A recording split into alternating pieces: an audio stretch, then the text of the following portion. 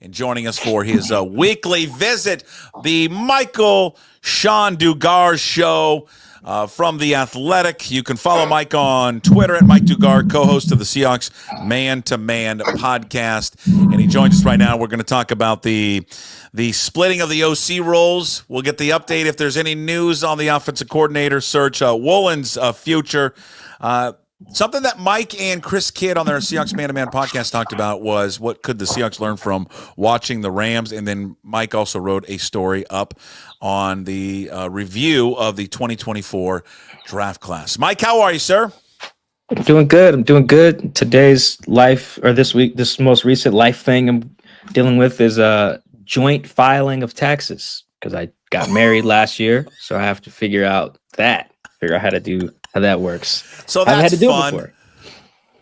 That's always a fun activity. Yeah, so we'll see. And this is my daughter's 18 months, so the kid part too factors into that. So taxes are a whole different bag this year for me. So this is why you have kids. Crossed.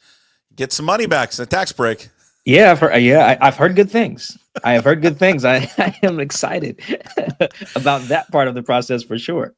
All right, let's start here with this Seahawks OC search. Do you think it's going to be one of these three that they'll end up hiring that's had the second interviews, Kubiak, Udinski, or Fraley? Yeah, I think where there's smoke, there's fire. Don't think something's coming out of left field. It's kind of just not how this usually works. You look at all the hires we've seen with OCs, DCs, special teams coordinators, even the firings too. You just see there's so much smoke. There's so many leaks. There's so much, these guys really like this, or all these weirdly worded reports of like things are trending this way, or this is the leader here, or, I saw one tweet that was like, they're about to hire the Jets as long as all the contractual mesh points align or something like that. I'm like, what are we doing here? But when there's all that smoke, usually there's fire. I honestly think we're probably going to get it pretty soon here, I would imagine. Maybe they're waiting for one of the bigger fish, someone who doesn't get a head coaching job. Maybe someone like McCarthy would be a no-brainer for me. Knows John Schneider. Probably a no-brainer for John as well. Got the experience. You'd be able to just hand the offense to him, be like, hey, here's what I want you to do. Go knock that out, versus some of the young, inexperienced guys that they're also talking to. I think maybe that could be maybe an outlier, a wild card, or whatever you want to call it. But I do think, barring something like that, probably be one of the guys we've heard so much about in this game with all these agent leaks and everything. Where there's smoke, there tends to be fire. Well, that's a guy I never even thought about, Mike McCarthy, until you just mentioned him. No, I just assumed he, head coach, somebody would hire him, or maybe he takes the year off and with his glorious personality does some TV and then gets back into coaching. But I don't know, that you bring it up. I wish I would have thought of it earlier. I would have asked Garofolo if he had heard anything about Mike McCarthy. But that's an interesting name, and you're right about the connection with John Schneider. It makes a lot of sense. Yeah, so much of this, and I think ESPN just had a deep dive into this, it's not just this merit-based, they put the job on LinkedIn and see who applies. It's agent talk, it's coach conventions. There's like 12 agents that rep every coach, so there's just so much of like, hey, give my guy a chance. Like, like how you think a Grant Udinski gets on radars, it's probably because either in coaching circles, like just coaching clinics, nerd talk, group chats, or agent stuff, so much of it is just like, hey, I know this guy, or my agent reps him too, or I went to this clinic once and ran into this guy at the combine or whatever. It's not, they don't just trip and fall and stumble on the best candidate. There's so much work that goes in behind the scenes on how these guys end up meeting, whether it's, hey, this is my guy's golf buddy, or I went to college with this dude. What Brady just hired the GM, right. The GM that they just hired in the Raiders played football with Tom Brady, right? Like sometimes It's just that simple. Oh, he played with him at Michigan. All right. The Bucks roster is fine. Come on over. Sometimes the stuff is not as like qualification based as we like to think. It really is just hiring the homies or your homie's homie. But that's life though, right? No, it's not exclusive that's to how football. Every business does it. Yeah, no, to be clear, it's not that. You're right. It's not exclusive to football. That's how people hire cooks and valet people and plumbers and whoever. It's the homie's homie. It is a lot of just like who you know. You're right. It's not just football that does that, but I do think sometimes we get caught up in like, oh, his offense was this, his defense was that. He's had this experience. No, sometimes it's just, I golf with his nephew, so I'm gonna give him a shot. Sometimes it really just is that. What do you think the idea that Albert Breer threw out, I know that you've talked about it a little bit, is this splitting of the rules. Maybe not so much splitting of the rules, but if you bring in Fraley as the, let's say, offensive coordinator, then he's the run game coordinator, or maybe he's not the OC, but then he shares it with a passing game coordinator, and Breer threw out the name Scott Turner. I mean, the Seahawks have done that before, Mike. I mean, they did it with Cable and Darrell Bevel. What do you think of that idea? Yeah, Breer is far more plugged in on this in particular than I am, so I'm not like gonna battle with the contents of the report, but the wording was very funky. Like, what does splitting up the job mean? Because like you said, if you just hire a guy to be the OC and he has a passing game coordinator with him, that is not splitting up the job. Damn near every team does that. They have an OC and a passing game coordinator. The Seahawks just did that. Jake Peetz was the passing game coordinator, and they just had Ryan Grubb as the OC. The previous regime had Shane Waldron as the OC, Chad Morton as the running game coordinator, and I forget who the passing game coordinator was, but they had, I think it was Sanjay Lal, I think. But either way, they just had that set up. So I would like to know more about the specifics of the quote unquote splitting up the job, because that's what he wrote, I'm not refuting it, but I would like more clarity on that, because there is a difference there between like having co-OCs, which is what that sounded like, versus just having a passing game coordinator come with. Because that's what it came across to me as co-OCs. Yeah, me too.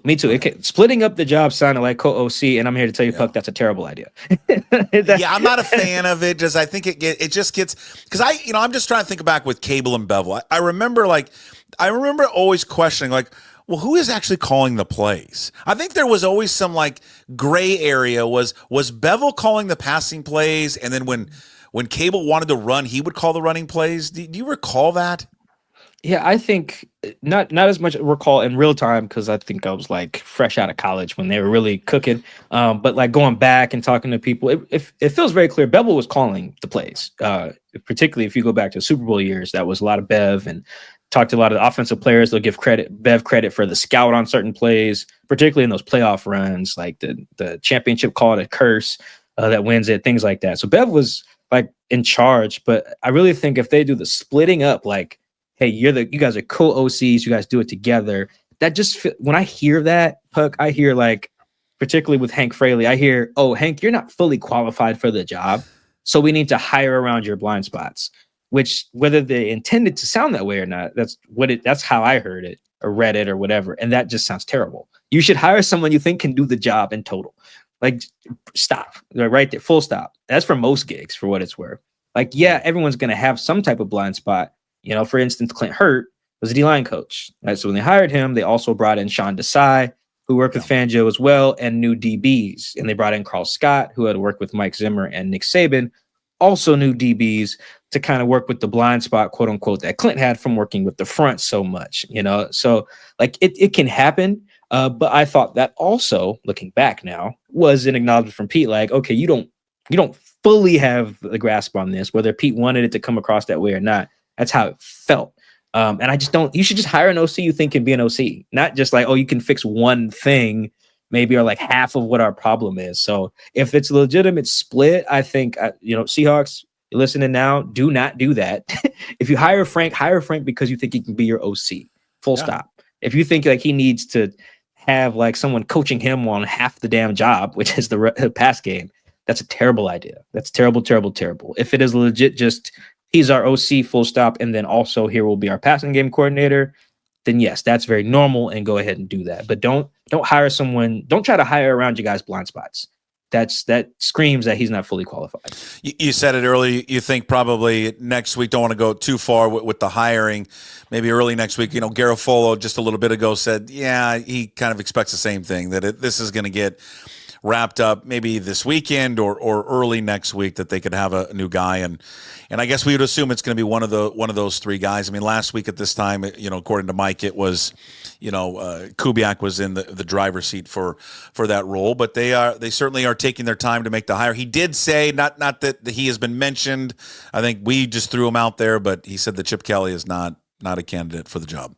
Just throwing, because we had brought it up a few weeks ago or maybe a month ago that, hey, would they look at Chip Kelly, just because the last time they did this, he did interview. He interviewed last year for the job, and he interviewed with Mike McDonald. So, but apparently not this time around there for the fighting Chipsters. Oh man, that's a shame. I think Chip might do a good job with that. Not just because of the college stuff he's doing now, because he has a supreme talent advantage over there at Ohio State. Might be the best roster in college football. Got all this talent. So of course I expect you to score points, but I do just think if he's one of those people who I think there's so many examples we can think of. Josh McDaniels comes to mind.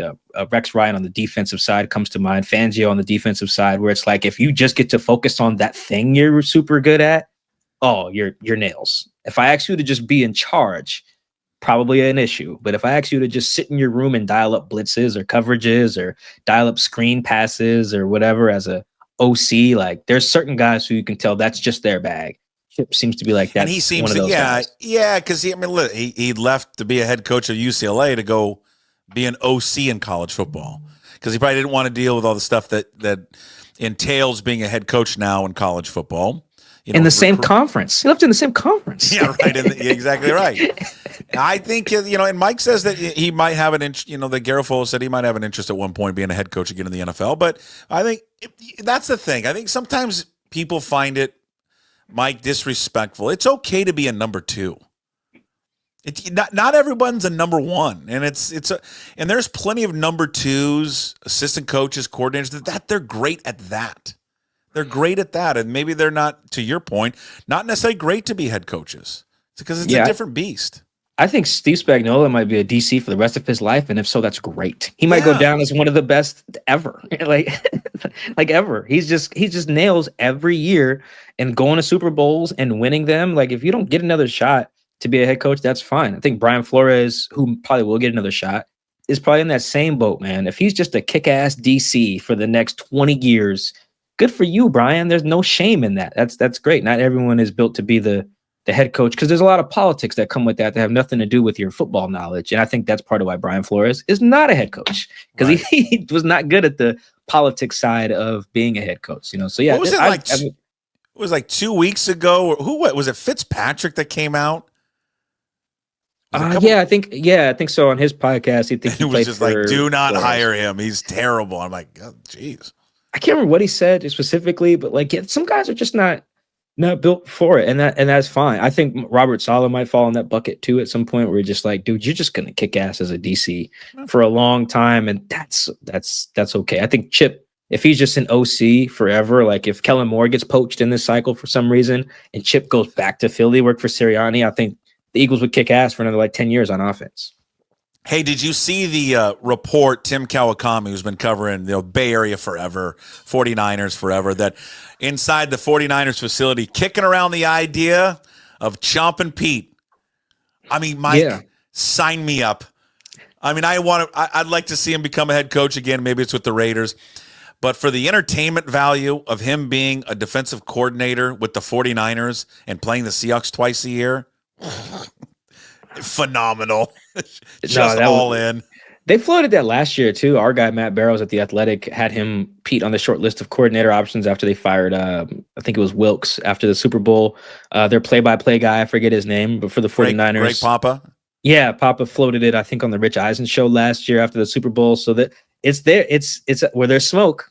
Where there's smoke. I don't know if Pete would do it. I think I'd be a little bit more entertained with him just generally just coaching the Raiders.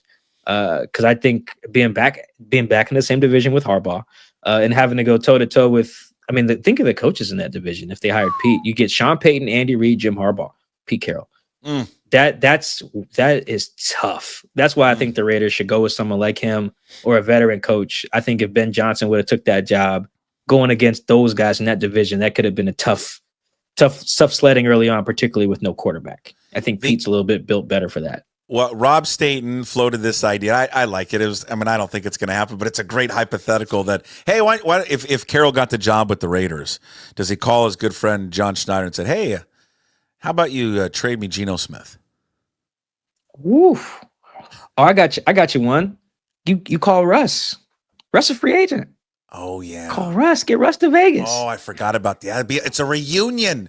Take Russ to Vegas. Brady, Take Russ to Vegas. Call Tyler Lockett. Have him come down there too. The Seahawks cut him. KJ Wright's in coaching now. You bring KJ Wright over there. Coach your linebackers. There's so many. He's aged out. Not aged out, but he's been coaching so long, and now his players are in it.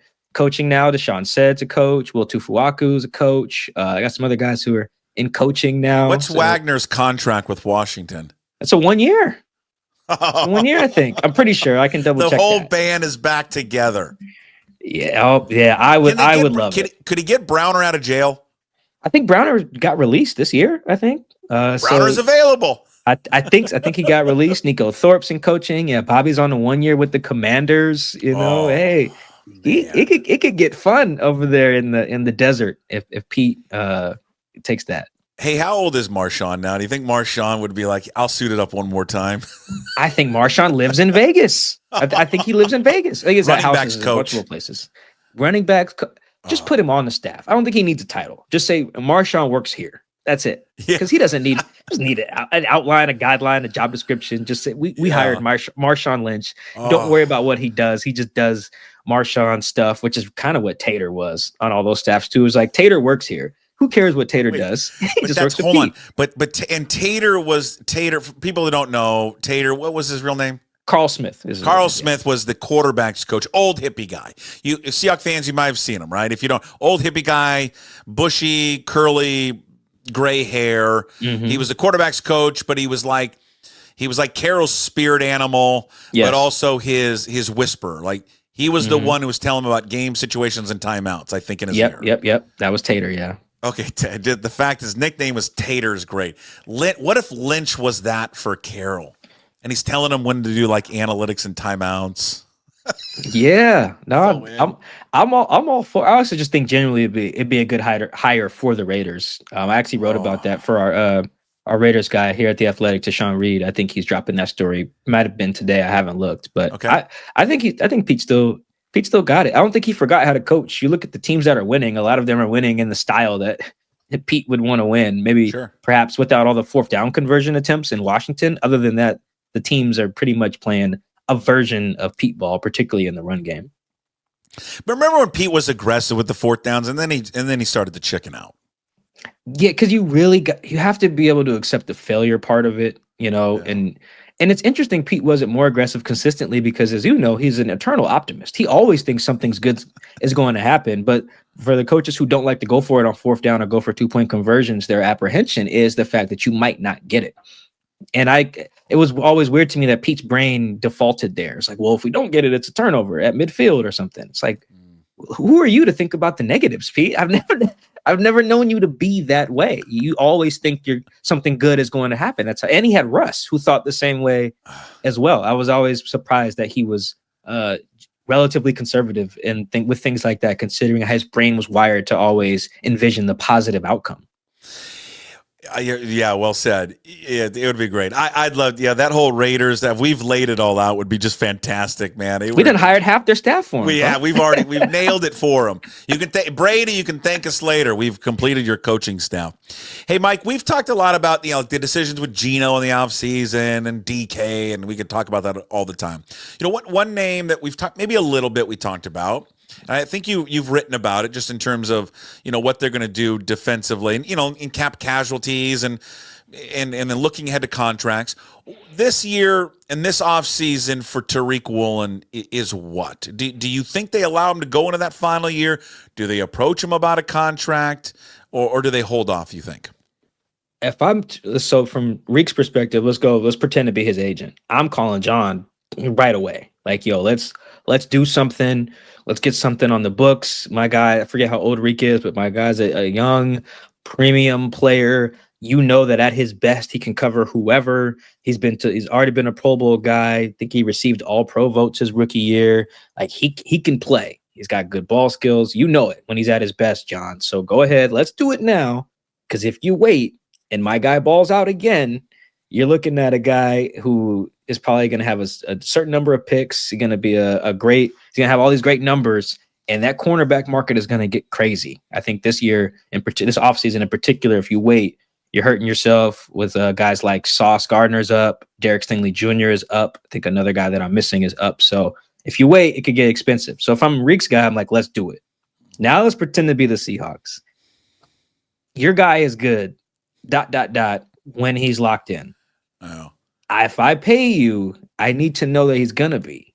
Can I trust that? I think that's legitimate. Both sides have legitimate points because when Reek's not locked in, we've seen his own coach said it. When he's not locked in, he makes mistakes and mental errors, and it hurts the team. When he is locked in, he can cover literally anyone in the league. So I would anticipate that pushback from John's side, Seahawks side, whatever. It's like, hey, we love Reek. We drafted him. He's been great, but premier cornerback money requires a down-to-down, game-to-game level of consistency. So let's wait. Let's wait and see. Maybe they draft a corner, revisit it in training camp. I think he's probably going to end up having to wait. But if I'm his people, I'm like, let's do it. Kobe Bryant's people too. Let's lock this in now. Let's do it now before that price goes up or before my guy gets hurt. You got to look at it both ways. You and Chris Kidd, by the way, people don't know. Remember when I say Chris, Christopher Kidd, sorry, if his mom is watching or listening. On the Seahawks Man-to-Man podcast, in the latest one, talked about, hey, what could the Seahawks learn from watching the Rams? So what could they learn? What could they learn about what's transpired this year and then for themselves in the playoffs? What was your guys' takeaway for what they could learn? Not just the Rams, but all these teams, man. Build those trenches. Look at that, Puck. Look at that Rams D-line, man. It is – how do you lose – Aaron Donald and your D-line gets better? That is ridiculous. They just hit up front. They're having, not to the same extent, but a very similar like 2010 to 2012 Seahawks draft run between drafting Byron Young, also Michael Hoyt too, but like Michael Hoyt, Byron Young, Kobe Turner, Jared Verse, Braden Fisk. These dudes are all nails. I mean, the Seahawks saw it. They were kicking the Seahawks' ass in that first game in particular. Braden Fisk looked like Aaron Donald in that first game against the Seahawks here in Seattle. Like that, build those trenches, man. You can do it. I think in particular, the one thing they can learn is like, if you have guys graded similarly, you should probably default to the trenches. Like that should be your default. Like I think in the same draft where they got Byron Young and Kobe Turner, the Seahawks passed on the opportunity to take both of those guys and took Zach Charbonnet. Where it's like, I don't know where those two guys on the Rams were on their board, but it's like, man, if I'm not sure, go ahead and give me the lineman, because the ROI on that, I feel like, is just so much higher. If we hit on an edge guy, hit on a D lineman, because that's how they rebuilt their team, because their DBs are just kind of whatever. I like Ahkello Witherspoon, Seahawks legend Ahkello Witherspoon, but the DBs are just kind of whatever. And I feel like they've decided, if we're just so nasty up front, we can just have some frisky guys in the back.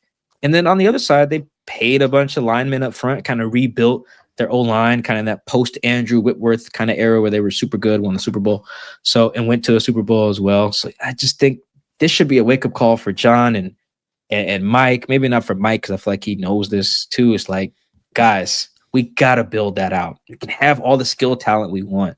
We need fat dudes.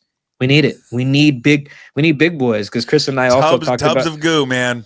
We also talked about, Puck, an interesting what if is, in that same 2023 draft, the Seahawks had 2 first-round picks, as did the Eagles. The Eagles took Nolan Smith, and they took Jalen Carter. The Seahawks took Devin Witherspoon and Jackson Smith and Jigba. Not to say the Seahawks were wrong, but it's like, who would you rather have? Mm-hmm. I think that's a good, interesting kind of what if. The Eagles built their trenches out, and they're killing it right now in the playoffs. It's going to be two straight years of, I wonder if we look down the road of regret for them. Passing on Jalen Carter. And again, I know all the red flags that were out there, and I remember all of that. I remember the debate. And then this past year of, the 2 guys that were selected after Byron Murphy, especially Verse, those 2 guys are up for the AP Rookie of the Year on defense. And I don't know how we evaluate Murphy. Murphy's a tough one to evaluate. I know we're going to get into it here in just a quick second because, the stats aren't there. But then you're like, well, they improved in their run game or their defense of the run. They went from 31st to 16th. And how much is he a part of it? I mean, I don't know, but I'm going to assume he's got a large hand in it because he was playing a lot. But yeah, I mean, you're going to look at those 2 straight years and go, did we draft the right guys? Yeah, and every draft, it feels like there is, like, hey, it should have took this guy. 2017 draft is just loaded with huge what ifs at positions of need too. I think that's where they missed. They didn't take Kittle, didn't take Buda Baker, didn't take TJ Watt. Had a chance to get all those type of guys. So in these last couple of drafts, yeah, it could be what if. I think Spoon was a great pick for what it's worth over Jalen Carter. Like, I think that will end up being a push when it's all said and done. But I mean, it's tough right now, Puck. You see Jalen Carter killing it in the playoffs, man. I agree with you, and I'm going to be a hypocrite because I think I remember going back and looking at the draft that I was lukewarm on Jalen Carter, and not because of his ability, but that whole thing with the accident and everything that transpired. And I guess me looking into it was like, is this a window and how he's going to be a teammate, and is he just going to drive away from an accident and then not work, not have any care for what happened in that situation? Is he going to be a problem in the NFL? Well, I mean, he's answered that, has not been a problem in the NFL, and you're right. I keep going back to that play last week, against the Rams. He just ragdogs that guy out of the way, the offensive lineman, and sacks Matt Stafford to end the game. It's just something that, God, you look at him and you're like, that's what they've been missing. They've been missing that enforcer in the middle. And you thought you would get with Murphy this year, but you didn't. And again, he's a rookie. I understand that, but you didn't see that out of him in 2024. Yeah, it's really tough because there were so many red flags and they were understandable why you pass on it. I think the Eagles also had a different infrastructure set up where half their damn defense is from Georgia. Right. So it's just like Jalen's back with the homies, they got secondary guys from Georgia too. Very, very clearly where Howie Roseman is scouting his defense. Their whole team is Georgia. You're right. So I think that helps too, that he gets to play with Nolan Smith and Jordan Davis and Nakobe Dean and Keely Ringo, I think, is over there too. Like, they just have so many guys who he's familiar with and not hold him in check or accountable, but it's just different when you have those guys. Same thing with the Rams. Braden Fisk and Jared Verse played together at Florida State. So how much of that is helping them as well? So you got to take those things into account as well. But it feels like if you just default to, all right, we have this guy graded similarly as this guy plays receiver, this guy plays center. The center it is. I feel like if that's kind of your default, you just over time that is going to be more healthier for your roster. I feel like. Hey, let's see. You wrote about this, just kind of doing a recap, a review of the 2024 draft class. Let's go through it. Let's start with Murphy first. What was your thoughts of the 24 campaign for the defensive tackle out of Texas? I think he was really good, Buck. I think the context that gets lost, and I tried to write about this too, at least mention it. He was like defensive tackle 3 on the depth chart. If you just look at it that way, very few third defensive tackles, I don't care what defense you're on, are putting up numbers. It's just hard. Defensive tackles, A, don't put up numbers. And B, if you're the third guy for reasons that are not his fault, it's just hard to like really put up numbers. Whereas guys like Jalen Carter and Braden Fisk, they're starters from the jump. And you just get different opportunities to put up numbers when that's the case. So I think for the role he was in, he was really, really good.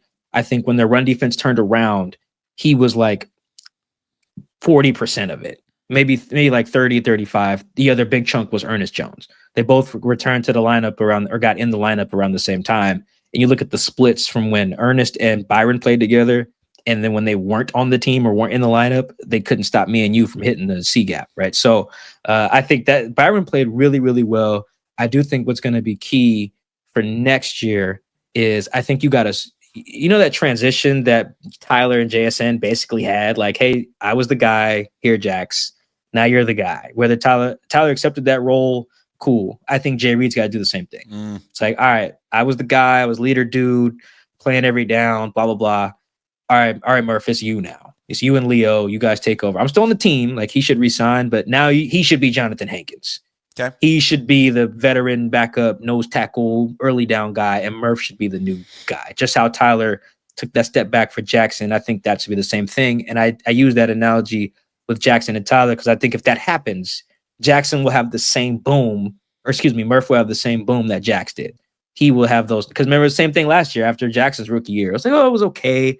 look at some of the other guys who popped, Jordan Addison or Zay Flowers in his class. Well, now look when actually he got a chance to be the guy. He's just as good as Zay Flowers and Jordan Addison, even Puka, you know. So I think once Murph gets that, I feel like that's going to be the offseason move. They're going to be like, all right, Jay Reed, love you. When you come back, you're Hankins now. You're a Taba Rubin now. You're the veteran leader guy now, but the young buck is who we're building this thing around. Christian Haynes. Oh boy. No, you know what, Puck? I loved, this is where, man, the results of a draft can kill you more than the process. I love the process of Christian Haynes.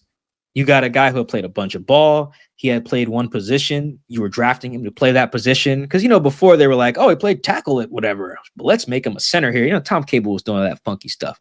They were like, nope. Christian Haynes played like 50 starts at guard, played like 5 years in college. Let's draft him, have him play guard. Like, it just made sense. The process was good. He was good in college, and that didn't just play a bunch. He was actually good. And boy, did that just not pan out like at all. It was good process, I thought. Terrible result. And looking back, I do think something that was predictable, and this is going to sound a little funky. We're just now analyzing his body. But if you look at Christian Haynes, he is a very top-heavy fella and a very light guy lower, very skinny legs, small quad thighs, and that shows up on Sundays. You want it the other way around. Yep.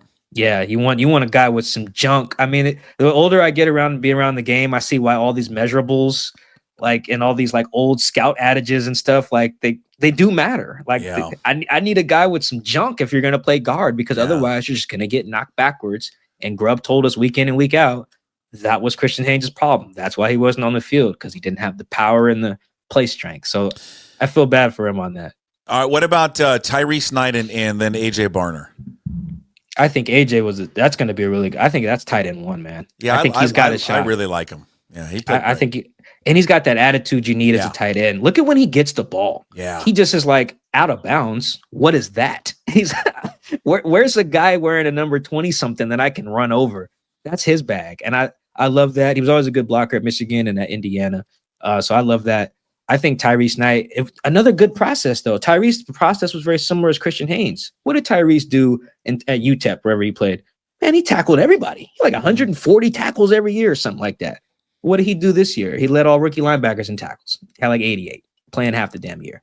Like, the process was good. They needed a tackling machine. They got one, like in the fourth round. I think they had some good process with a lot of these picks. I feel like just didn't have the firepower. There's no star power in this class though. You just got, it's good players at a time where they really needed to have a draft like the Rams had, unfortunately.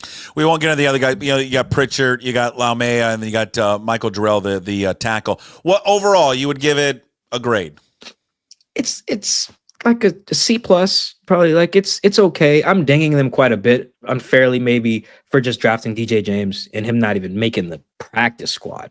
That's just really lighting the draft pick on fire. Like, I don't think every draft pick in the 5th or 6th round needs to be a stud.